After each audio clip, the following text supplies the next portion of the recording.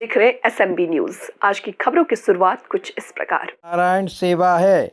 विजयपाल सिंह तोमर पोरसा। आज पंडित दीनदयाल उपाध्याय जी की पुण्यतिथि पर एक कार्यशाला का आयोजन ग्राम बोधारा में किया गया। यह कार्यशाला मध्य प्रदेश जन अभियान परिषद के जिला समन्वय श्री सतीश सिंह तोमर जी के दिशा निर्देशन पर एवं ब्लॉक समन्वय श्री राधा कृष्ण पुरोहित जी के मार्गदर्शन में की गई।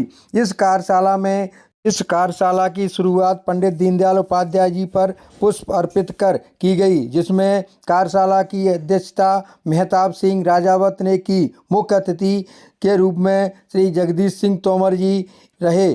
जन अभियान परिषद की तरफ से मुख्य वक्ता के रूप में श्री विजयपाल सिंह तोमर जी ने पंडित दीनदयाल जी के जीवन चरित्र पर प्रकाश डालते हुए कहा कि पंडित दीनदयाल जी शुरू से ही राष्ट्रभक्त प्रेम से प्रेमी थे। वह हमेशा नव भारत निर्माण एवं दीन दुखियों की सेवा में लगे रहते थे। उस समय विश्व पूंजीवाद और साम्यवाद के दौर में गुजर रहा था। तब उन्होंने एकात्म मानवता की स्थापना की। उनका कहना था कि अगर देश में उन्नतशील बनाना है तो शासन में व्यापार नहीं करना चाहिए, ग्रामीणों के क्षेत्र में विकास करना चाहिए। अंत में विजयपाल सिंह तोमर जी ने कहा कि दीनदयाल जी के जीवन से प्रेरणा लेना चाहिए कि विषय परिस्थितियों में भी अपने मार्ग से विचलित नहीं होना चाहिए। कुशल राजनीतिक और पत्रकार, लेखक या कवि कहेंगे, पंडित दीनदयाल जी का आज अपन पुण्यतिथि मनाने के लिए एकत्रित हुए हैं। तो आज अपन जानेंगे कि पंडित दीनदयाल जी उपाध्याय कौन थे और क्या थे। पंडित दीनदयाल जी उपाध्याय जी का जन्म 25 सितंबर 1916 में उत्तर प्रदेश के नगला चंद्रभान नामक ग्राम में हुआ था। इनके पिता का नाम था भगवती प्रसाद और माता का नाम था राम प्यारी देवी। जब इनका जन्म हुआ, जब इनकी उम्र 4-5 वर्ष की रही होगी, तो इनके पिताजी संसार छोड़कर चले जाते हैं। जब संसार छोड़कर चले जाते हैं तो इनकी परिवार की जिम्मेदारी इनके माता जी पर आ जाती है। और क्या होता है कि इनके पिताजी से प्रभावित होकर इनकी माता जी को चेहरा शोक होता है और इतनी शोक में चली जाती है कि इनकी माता जी को 6 रोग की बीमारी हो जाती है और मृत्यु को प्राप्त हो जाती है। पंडित दीनदयाल जी अपने नाना के घर चले जाते हैं, तो संयोग से वहाँ क्या होता है कि उनके नाना जी भी खत्म हो जाते हैं और फिर इनके मामा जी भी खत्म हो जाते हैं और इसी बीच में क्या होता है इनके भाई थे वो भी खत्म हो जाते हैं। इस प्रकार से पंडित दीनदयाल जी मृत्यु से परिचित थे। मृत्यु क्या होती है इससे परिचित थे, लेकिन इन्होंने अपनी पढ़ाई को निरंतर जारी रखा और जारी रखते हुए 8वीं की परीक्षा और 10वीं की परीक्षा पूरे स्कूल में प्रथम श्रेणी में उत्तीर्ण थी, जिससे सीकरी के महाराजा ने इनको पुरस्कार दिया। और स्नातक की परीक्षा करने के लिए ये कानपुर के सनातन विश्वविद्यालय में जाते हैं और स्नातकोत्तर यानी MA की पढ़ाई करने के लिए वापस कानपुर में आगरा में आते हैं और वहाँ पढ़ाई करते हैं। लेकिन संयोग से क्या होता है ये MA की पूरी पढ़ाई नहीं कर पाते।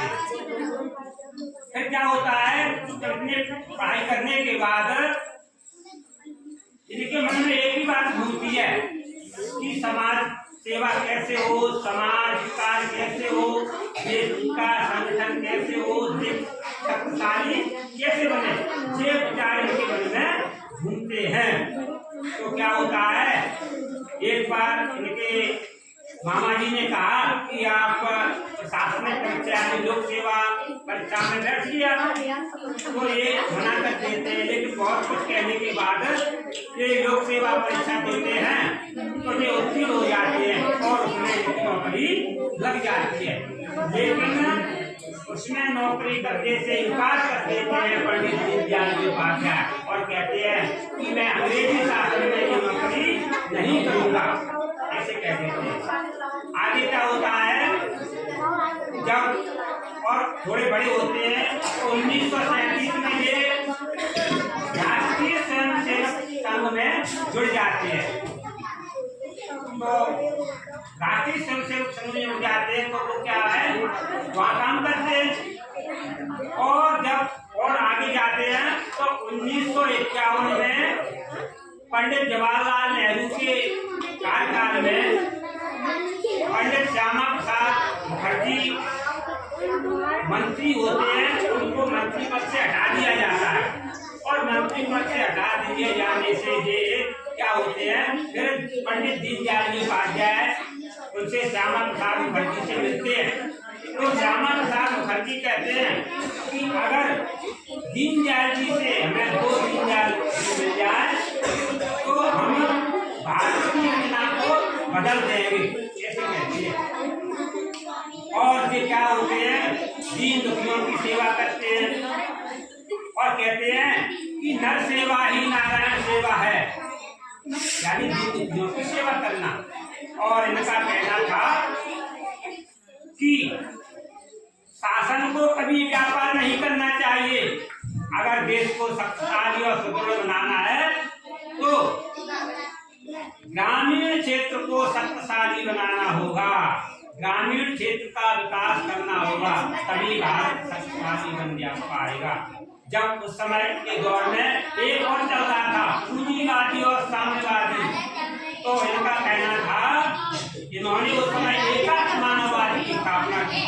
एकात्म मानववाद में क्या होता है कि व्यक्ति से परिवार का निर्माण होता है, परिवार से समाज का निर्माण होता है और समाज से राष्ट्र का निर्माण होता है।